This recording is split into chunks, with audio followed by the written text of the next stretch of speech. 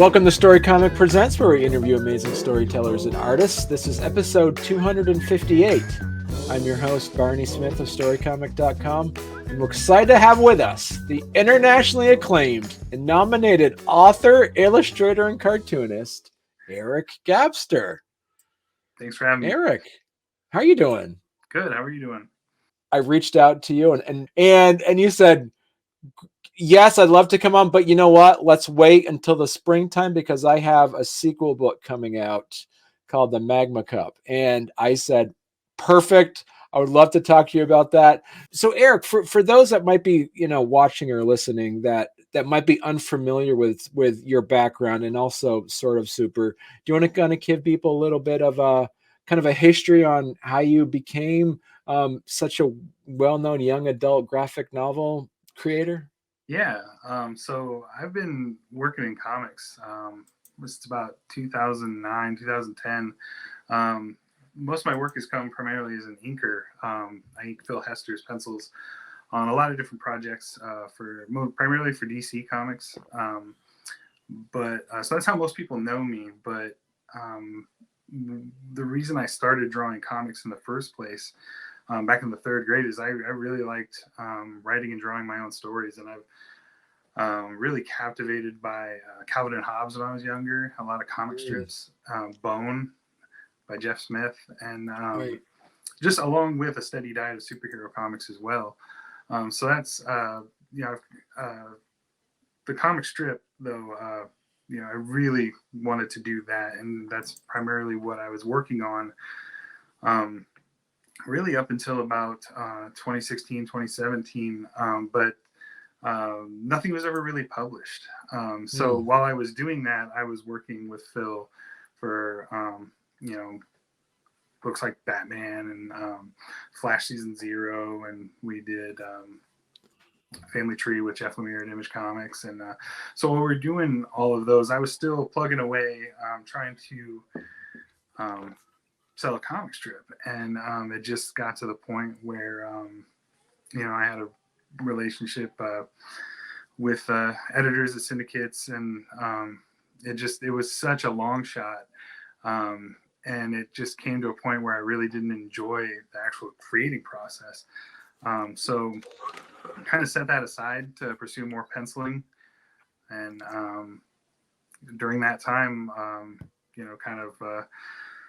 a buddy of mine, wonderful cartoonist named Jason Platt, had just released his first middle grade graphic novel, the Middle School Misadventures series. And so once he, kind of showed me that was a possibility, that whole market, I wasn't paying attention. But once I did, I really turned all my focus to that. And, this was probably 2018. I'd taken a break probably all of 2018, but 2019 I started querying agents, and by the end of 2019 we had sold the project. So hats off to being the inker, because we've had inkers on the show in the past, and it's like it's amazing. Like, inkers are the unsung heroes of a comic book. The inkers actually bring the book to life. Like, it actually gives it depth and perspective. It's like the lion's share of any comic book really is the inker. When you talk about, how did you get into doing a career in inking first instead of, say, like lettering or actually penciling? Yeah, so like I said, I never worked with anyone, and all my pals who drew comics growing up, through high school, everybody dropped out by the time we graduated high school except me. So I was really just plugging away by myself, and hadn't really considered, it was never really a goal to work on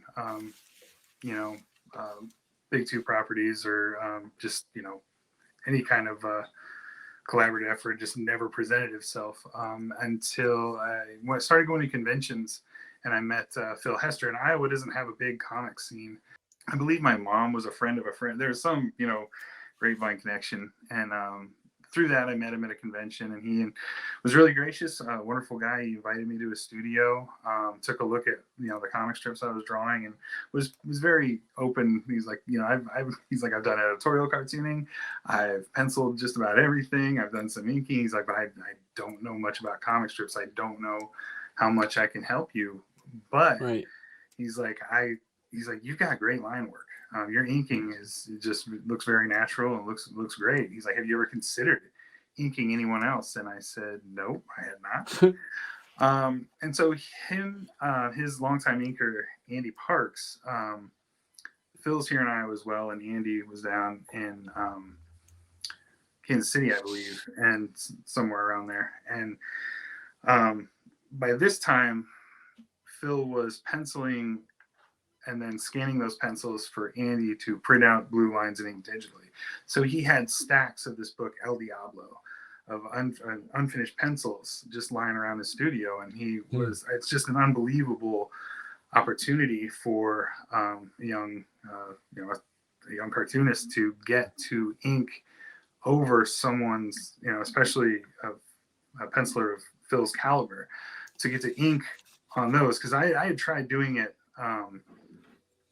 with other pencils that you'd come by, especially, if you really need a proper scanner. And before I had that, this proper printer, but, you could ink on vellum overlays. You could, some people really like inking on blue line printouts, but to actually ink on the pencils was a really great opportunity. And that was just pure luck on my part. That Phil had those pages, and I wasn't great right out the door. I just kind of kept that relationship going by inking a few pages, and then getting back to him and having him look them over and give me some advice, and I do it again. It took a few years until any work came out of it. I believe a publisher forgot to ask him to do a cover, and so he needed it turned around overnight. And I could not do that today, but back in 2009, I was very eager to work an entire shift at my job, stay up all night inking, and then I was really, it really tires me out thinking about it now, but those are good memories. Like I said, I couldn't do it now. When you started doing inking professionally, was it pen to paper, or was it digital at that point? Yeah, so Phil and I have always worked traditionally. And we live probably about 45 minutes to an hour away from each other, and always I've moved a couple times in the last 14 years or so, but we've always, we still meet pretty regularly just to, these seedy McDonald's parking lot art drops where he'll hand off pencils, and I'll hand some inks back. But we just always work traditionally on every project. Right. And so when you actually started working at DC, was it still traditional? Yeah, and it still is. It's really up to each individual artist of how they work. So talk to us a little bit about that transition you made as, working at one of the big two. And then, as you mentioned earlier, that transition between, I got this story to tell, and I really want to write this young adult graphic novel. Talk to us a little bit about how that process and how that story happened.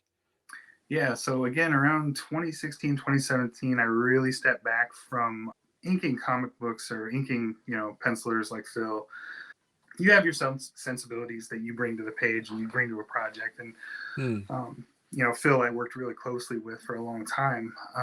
So we kind of developed a style, and in our style that we work together with kind of changes. But when I was penciling,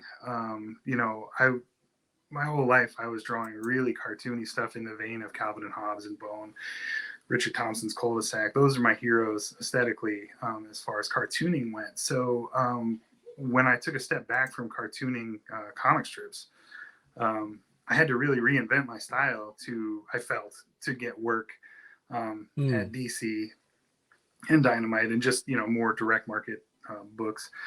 And so I yeah, I spent about a year just developing, really pulled back that cartooning into something a little bit more dynamic, a little bit more kind of like that house style you see on comics, superhero comics.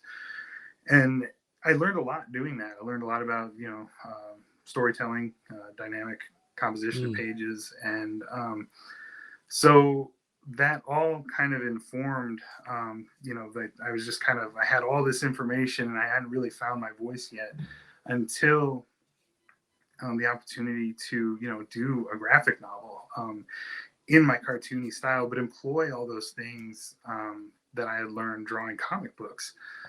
Um, and so I was really ready and I was really confident, artistically, and um, I was confident in my writing, and just, yeah, the opportunity was there. And when I say I was confident in my writing, working in comic strips, or trying to work in comic strips, was always, right. it was just, it's just such a specific animal, creatively. And so once I had stopped, that 4 panel beat with punchlines, I still used all of that, that I learned in that pursuit, and brought that to, sort of super.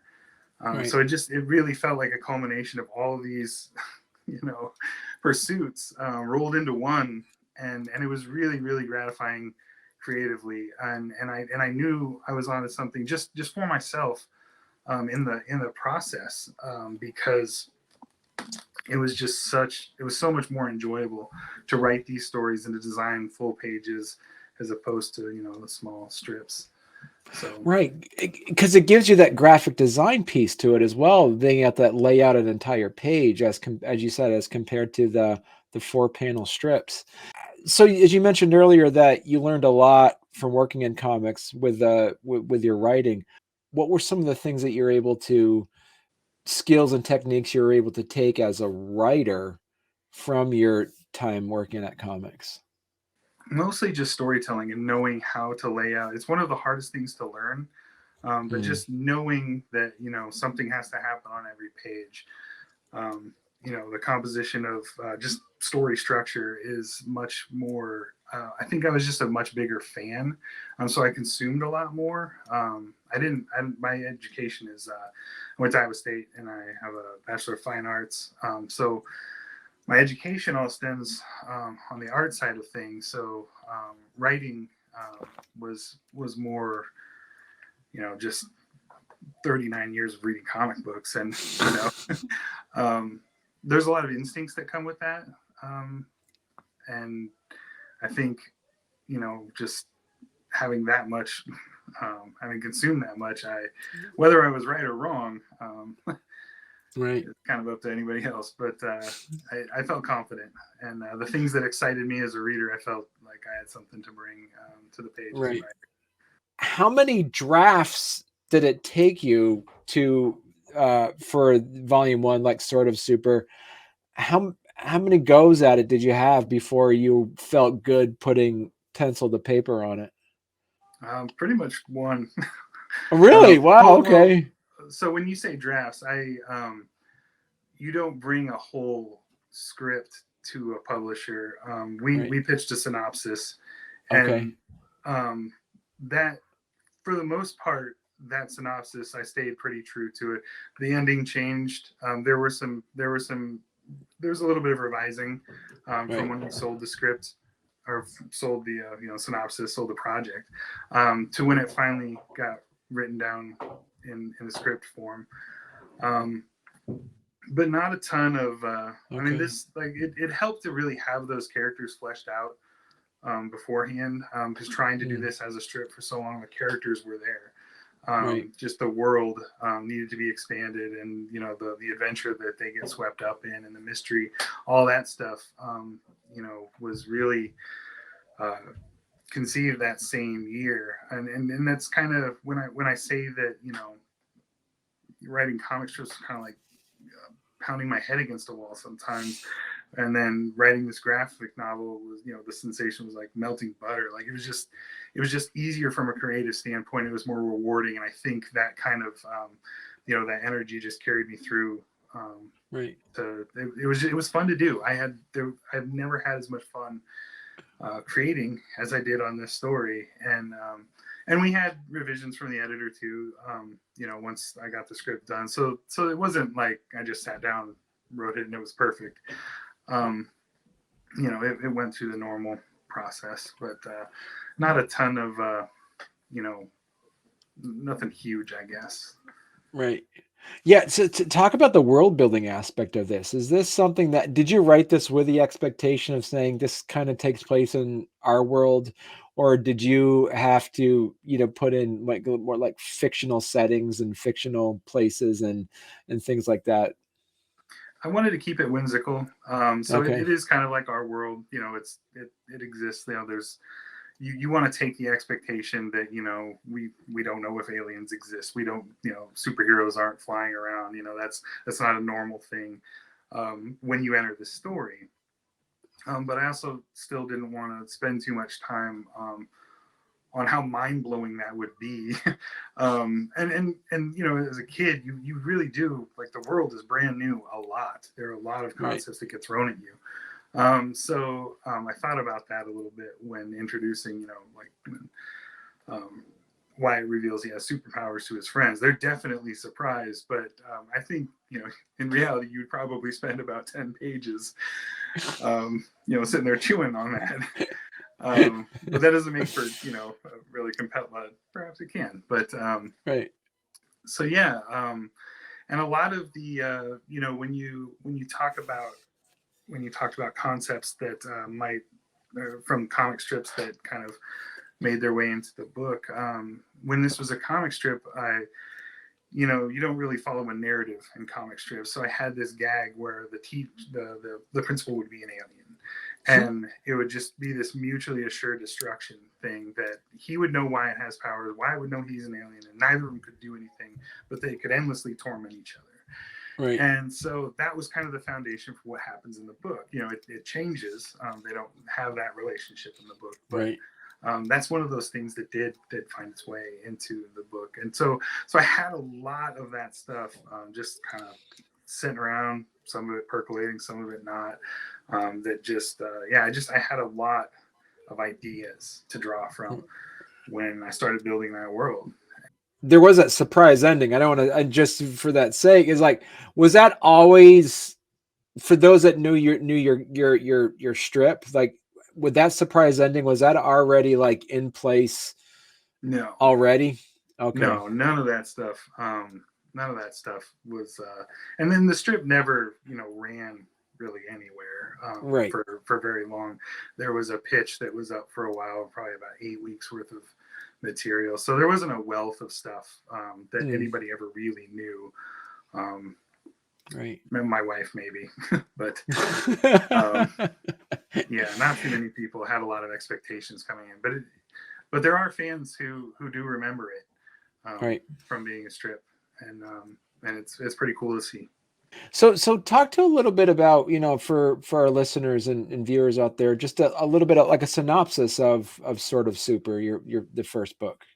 Yeah. So Wyatt is kind of a bumbling 11-year-old, and the story kind of begins when he accidentally, there's a series of accidents where he gets superpowers, and his little sister is pretty smart, and she believes it gave him that those accidents didn't just give him superpowers, that it gave him clue to the disappearance of their mother. And that's kind of the overarching mystery of the series, is what happened to their mother, because she disappears prior to the start of the book. And so Wyatt getting these, and Adeline, his little sister's name is Adeline, doesn't know this right away, but it kind of, Wyatt gets powers, and there's the, kind of Jonathan Kent aspect of the dad, and kind of a whimsical take on that, really apprehensive approach. If your kid really did get superpowers and wants to be a superhero, not necessarily for the right reasons, he doesn't want him to go out and put himself in danger. And the dad's a sheriff, so he's coming from a genuine, place of, and any parent would be concerned. So there a lot of the humor. I wanted to have a whimsical take on that pretty common scenario. And so yeah, it just really follows Wyatt's really earnest but really incapable attempts at being a hero. And Adeline comes in, she's, hey, what Dad doesn't know doesn't hurt him. Let's go do this. And so, from there, there's a smaller mystery, not with the mother, that the two go and that kind of starts the ball rolling to the more they use their powers, the more that just things are off in the town, and the more they learn about themselves, the more they learn that there's probably something more to Wyatt's powers, and kind of right. I don't know how much I want to give away here, but that's my understanding is that you have to have read the first book in order to really understand what's happening in the second book, correct? You really should read the first one. There's enough in-story recap to right. If you've never read Sword of Super, you won't be completely lost. These are designed to stand on their own. Well, there is that overarching mystery, and there's definitely it is a series and is meant to be read as a series. Each book is going to have its own beginning, middle, and end. Right. So, while it's helpful, not 100% necessary, but you will get a lot more out of it. How many in a series are you planning? Is it going to be finite, or is there going to be? Do you have like an entire meta plot that you've already kind of scripted out? Yeah, so I've got a kind of like something like Bone. There's he kind of ended right. after that story was told. So I've got that in mind, and I don't know exactly how many books it's going to be. And obviously there's the matter of they need to sell enough to like merit making more. So those questions don't really get answered in real time. So I have my plans, and then we just kind of take it step by step. So I have an overarching story. It's written. I know where everything is going, and this is pretty much. And there are I guess it's kind of.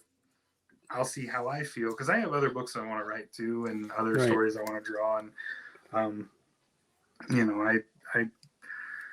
I'm getting faster, but there's only so much you can draw, right, in a year. So I'll see. Yeah, we'll just see where it goes, and I'm hoping to definitely get to tell that first overarching story and right. solve that mystery.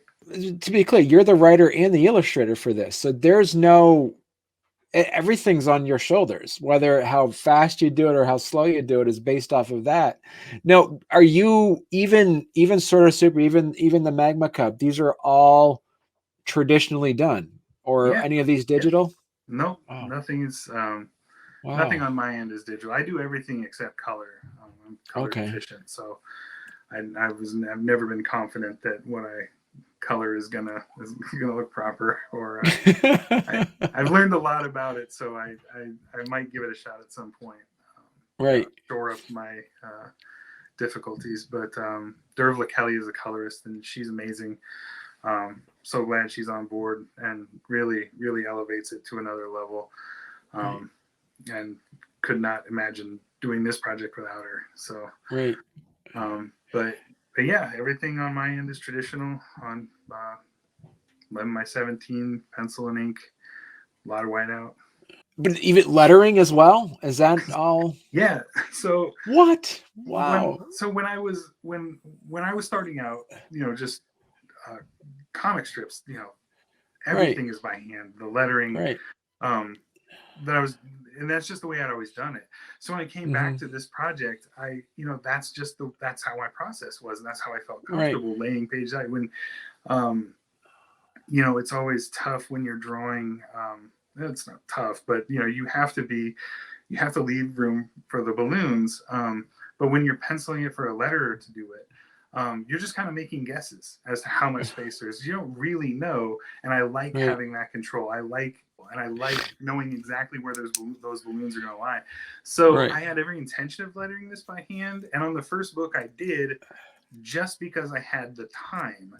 I did letter the whole thing, even though the publisher, and this was really early on, they were like, no, we're, because this is going to be published in other languages, we need to there's a business aspect to this that we can't we need to have those balloons blank to be able to do it in other languages. So we made a font based on my lettering, which turned out fantastic, and still had that feel, that really personal feel to the project.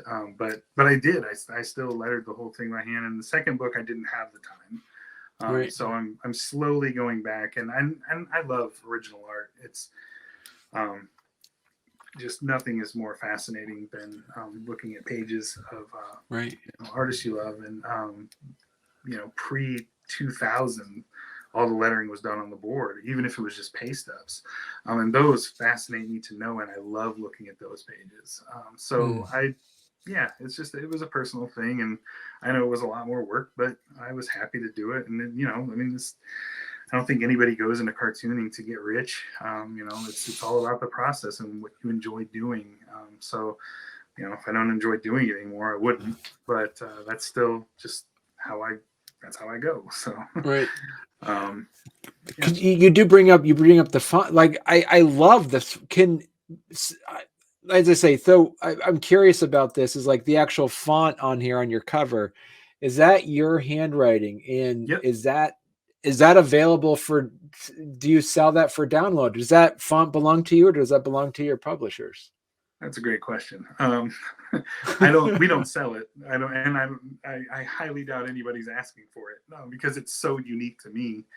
But no, that's that's what you see on the cover is actually not the font we used.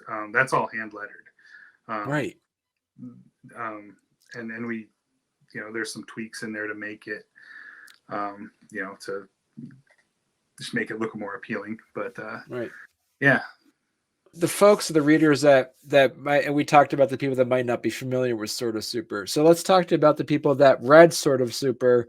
What can they expect in the sequel book? So, the first story was really about, kind of awakening to that adventure that Wyatt and Adeline were a part of. And their friends, Beto and Nara, aren't, they weren't a huge part of book one, and they take on a much bigger role in book two. So it's really, there was just a dynamic between, really it was just Adeline and Wyatt in book one, and in book two, it really just opens the world up, and you learn a lot more about their friends and how they kind of come in and help them on the adventure that they take in book two. Looking at the back of the cover on this, they kind of go on a field trip, correct? Is that what? Yeah. So that, Adeline has this theory that their mom had superpowers, and that's how they got them.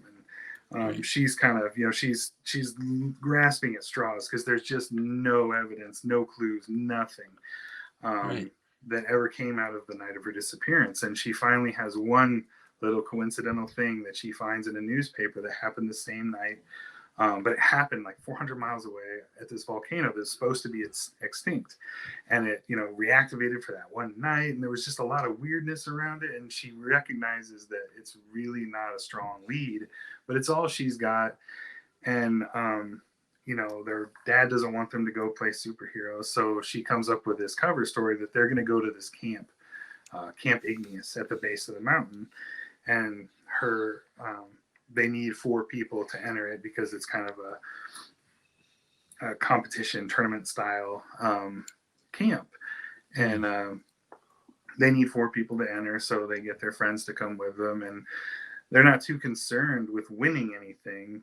That's just their cover story. They want to just have the opportunity to be there for an extended period of time so they can sneak out at night and go investigate the mountain. Or not mountain, but volcano, and see what they can find and follow that lead. Well, when they get there, they find that there's story elements they can't escape. They have to win the Magma Cup. They have to win that tournament in order to. The last challenge is a scavenger hunt, overnight camp out on the mountain itself. And they're like, okay, we can certainly ditch one counselor, so we just have to win. Right. And get the opportunity to, so that becomes, they have to win that competition. Like Wyatt and Adeline are such good, great characters that you've written. I'm really curious, as putting on your author hat, are you in charge or are they in charge? Like when you're writing the script out, do they go in a direction where like, this is where they got to go? Like this is where their personalities will take them. Or are you pretty strict on how making sure that they stick to the plot that you put in your head?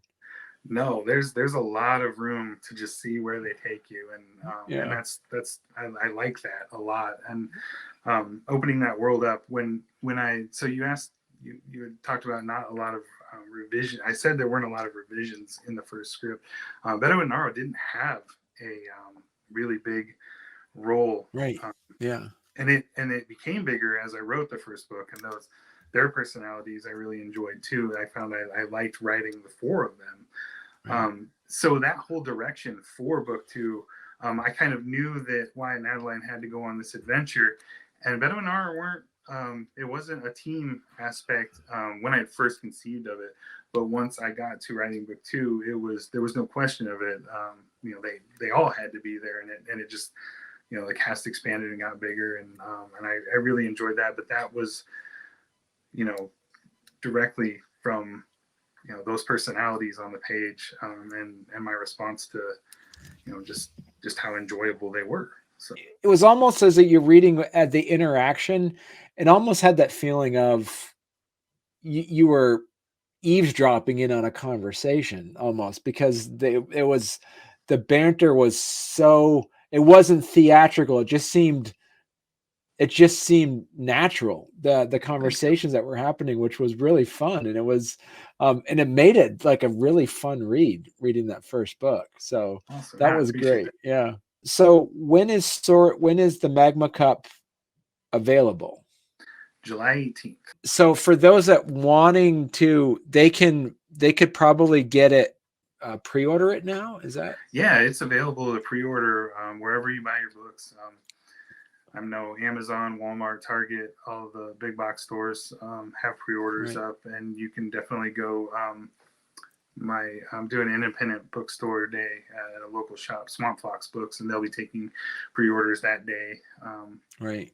So your favorite bookstore will be able to do it. Absolutely. Right. Perfect. Well, listen, I am excited to get my hands on this one. I loved your first book, and this seems like you're putting out like what, a book a year now? Is that your plan? Yeah. That's about the output I can keep up with. So. Awesome. Well, so Eric, if people want to learn more about you and your work, where's the best place they could go to? I'm slowly working on. You've got the website up. There's just not a lot there, and that's on me I have to get all that content up. But that's a great place to do it. Simon & Schuster has a great webpage for the series, and you can follow me. I'm on Twitter, Instagram at Eric Gapstur. Those are probably your best bets. And you do, as you said, you do have some of your older original comics they can see also there. Yeah, every now and again I'll pull. Awesome. Well, listen, thank you so much for coming on. It's been a genuine pleasure chatting with you, Eric. Yeah, same. Thanks for having me. Really appreciate it.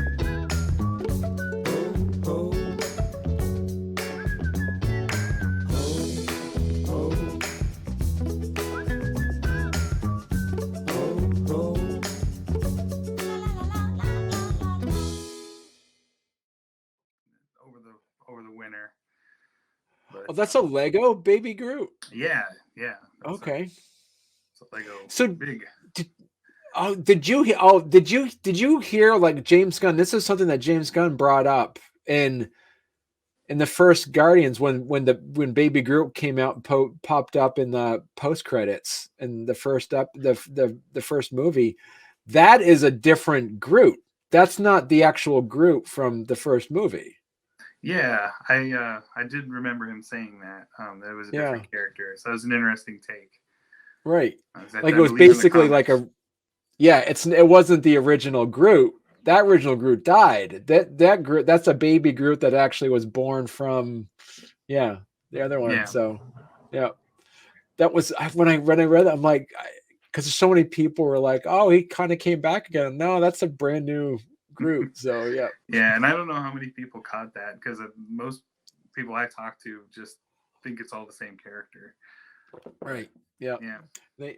they had. I grew up.